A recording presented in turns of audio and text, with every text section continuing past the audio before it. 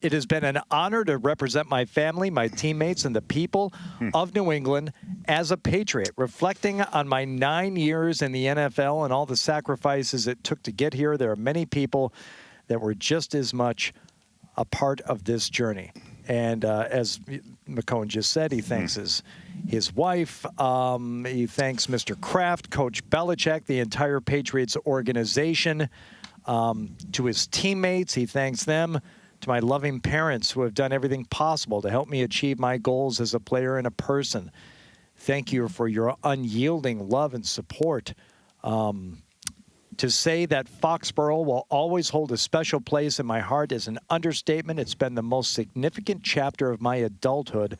My kids were born here. It's the place we know the best as adults and where I have grown and created my family. Thank you to every coach, friend, family member who have watched and supported me throughout my career. It did not go unnoticed. Lastly, thank you to my agency, the Sports and Entertainment Group, my agents, and your mentorship and advocacy. Also, I skipped over this important part. He said right in the middle, to be able to play my entire career for one franchise in front of the best fans in the NFL has been a tremendous blessing and honor. An amazingly well-crafted, heartfelt statement there from James White. And this is, this is a big day as a, for the New England Patriots and a milestone moment, because he is one of the guys that I think, Ted, I look at this team and I say, what made the Patriots so good for all those years?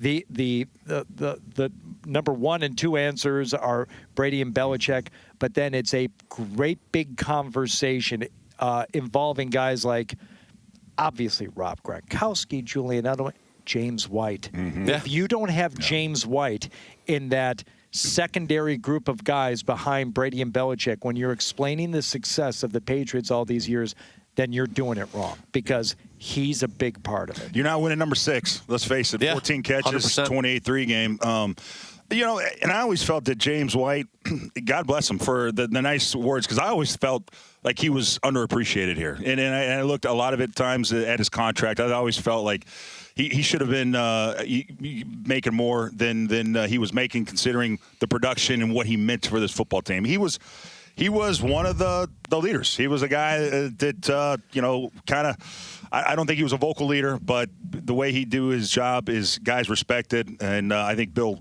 loved. He was kind of one of those typical classic Patriots, right? Didn't say a whole lot, kept his mouth shut, worked hard, went out there and produced. And so this is – I didn't think he was going to play this year, but this is a loss, because that's another leader from that kind of old guard that is stepping down, and where it's going to have to be a new guy that's going to have to fill in. And there's a lot of examples of that this year, of guys that had been around here for a long time. Dante Hightower, named James White, where young guys are going to have to step up. And so, but James White, classy human being. And I loved his style. He had a unique kind of style in which he ran. It didn't look like he was trying all that hard, and he was. He made it look. He made it look easy. Well, isn't that what the best players do? Right. There is an element of fluidity and ease to what anyone else tries to do it. It's an absolute train wreck, or it just doesn't work. But for James White, it worked. And what worked for the Patriots in Brady's last season, this was one of my favorite things, and I just hammer this. I hammer this from the mid-season point on. There emerged a formula for winning for the Patriots in Brady's last season, which was James White gets 13 touches in a combination of receptions or carries. They won the game. Any game where you got less than 13, they did not win. It was the key to that final season was James White. Yeah. If he ran the ball or caught the ball 13 times or more, you won. And if he didn't, you lost. Okay. Was it an anomaly? Was it just some statistical hiccup? I don't know. You can go back and look, and that was it. And it was one of the reasons why I say, if you're telling the story of the Patriots throughout this run, you don't include James White in your part 2 of the conversation after Brady and Belichick, then you're doing it wrong. Yep. Because James White is a part of that conversation. And as you mentioned, the game against the Falcons, that's James White. That's James White. James White, an excellent, screen pass. Okay, screen pass. How hard is it to catch? How hard is it to catch a screen pass? Harder than it looks. How hard is it to get in the end zone with the game on the line and the most improbable comeback in sports history? Yeah, right. I don't know, but he did it. He did it. He did it when all you have to do as a Falcons player is stop that guy from getting in the end zone, and you couldn't do it. Yep. He completed the greatest comeback in the history of the Super Bowl, maybe in sports. And the fact is, you think about it in the totality, and Brady and Belichick, James White, don't you dare. No. Don't you dare. Stop and mention and think about and remember and talk about James White. You have to do it. You know what's interesting? You just think about the history of the third down back. That's what I was just going to say, too. The scat back. You go from Kevin Falk to Shane Vereen, who was a huge part of that 2014 Super Bowl, and to James White. And so, we talk about kind of the roster and the lack of depth now. I just look at that as an example of when the Pats really had it rolling, because it would be like, all right, you lose Shane Vereen, and all of a sudden James White steps up and you don't miss a beat. And that's just really hasn't been the case, it feels like, with some of these moves. Like, there have been gaping holes now in the roster. Gronkowski leaves. You don't have a tight end, period.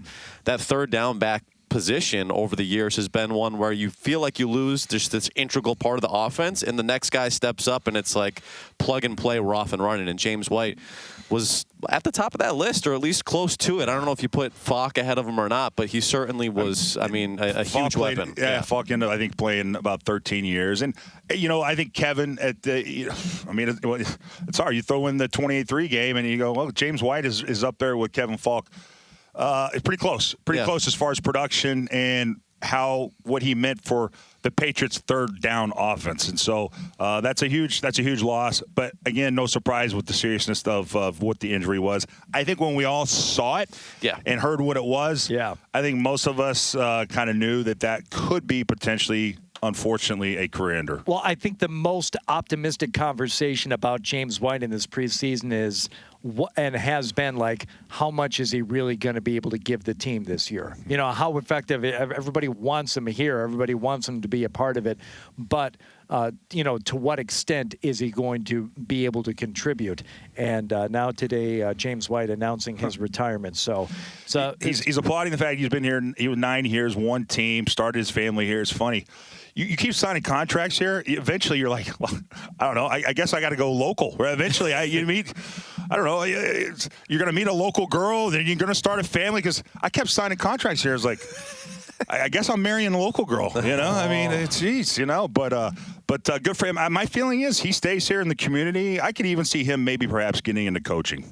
I could see that. So I don't know if this is a farewell for his Patriots playing days. I could see him perhaps being a coach someday here.